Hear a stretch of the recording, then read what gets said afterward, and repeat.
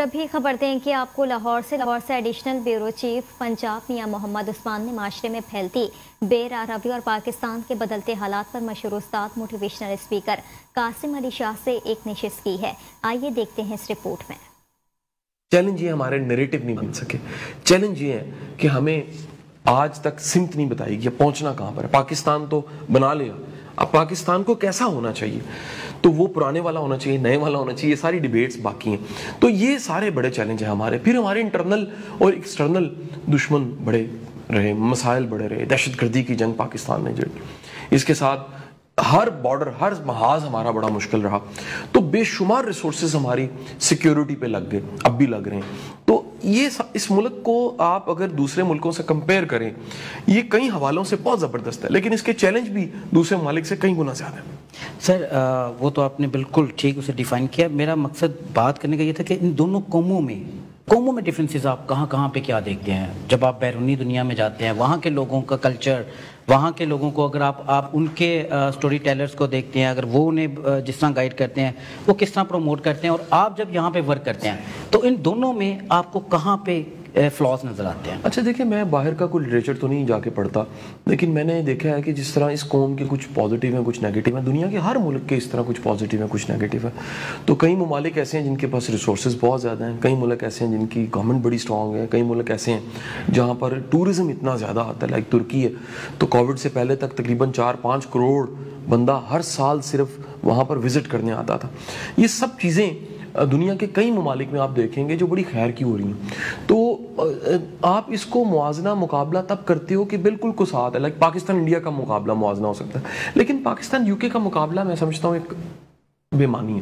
Education system کا مقابلہ موازنہ ہو سکتا ہے کہ آپ اگر اسکینڈینیوین بیلٹ کو دیکھیں تو ایجوکیشن میں بہت آگے ہیں. آپ اگر پاکستان کو دیکھیں بہت پیچھے ہے. انڈیا ہم سے ایجوکیشن میں بڑا آگے جا رہا ہے, ای کامرس میں بڑا آگے جا رہا ہے, ڈیجیٹل ایجوکیشن میں بڑا آگے جا رہا ہے. تو پاکستان میں ان چیزوں پہ کام کرنے کی ضرورت ہے. لٹریسی ریٹ اگر ہم اپنے ہی پاکستان کے اندر دیکھیں تو گلگت سائڈ پہ زیادہ ہے. ایسا ہے جی, گلگت سائڈ پہ زیادہ ہے. تو آپ یہ سمجھتے ہیں, اب ہم تھوڑا سا چینج کرتے ہیں تھوڑے سے سبجیکٹ کو. اگر آپ آئیڈیالوجی کی طرف آتے ہیں, آئیڈیالوجی میں آپ کس پولیٹیکل پارٹی کو سپورٹ کرتے ہیں؟ دیکھیں اصل میں نا پولیٹیکل پارٹی, آپ ایک ووٹر کی طرح, تو میں پی ٹی آئی, تو میں نے ووٹ ڈال دیا ہوگا, لیکن آپ کبھی بھی کسی کو مکمل جماعت نہیں کہہ سکتے. پی ٹی آئی کے ہزار چیلنج ہیں, ہزار مسائل ہیں, ٹیم کے مسائل ہیں. اب دیکھیں پنڈورا باکس نیا کھل گیا ہے, کئی طرح کے پرابلمس چل رہے ہیں. میں خان صاحب کی ایمانداری, لائلٹی کی تو ہم سب قسم کھا لیتے ہیں, لیکن اسٹریٹجیز بنانا, اس ملک کے لیے ویژن سیٹ کرنا, پھر ایک بے صبری قوم ہے, یہ بڑا مسئلہ ہے. وہ صبر کہاں سے لے کر آیا جائے جو 10-20 سال کا ایک سکسیشن پلان ہو سکے. تو ہزار چیلنج ہیں جو فیس کر رہے ہیں. بالکل ٹھیک. معاشی ترقی کیسے ممکن ہو سکتی ہے؟ صرف ان کے جو اعداد و شمار تھے وہ بھی آپ سب قوم ایک ہی رستہ ہے اس کا جی. دیکھیں ایکسپورٹ بڑھ جائے کسی طرح.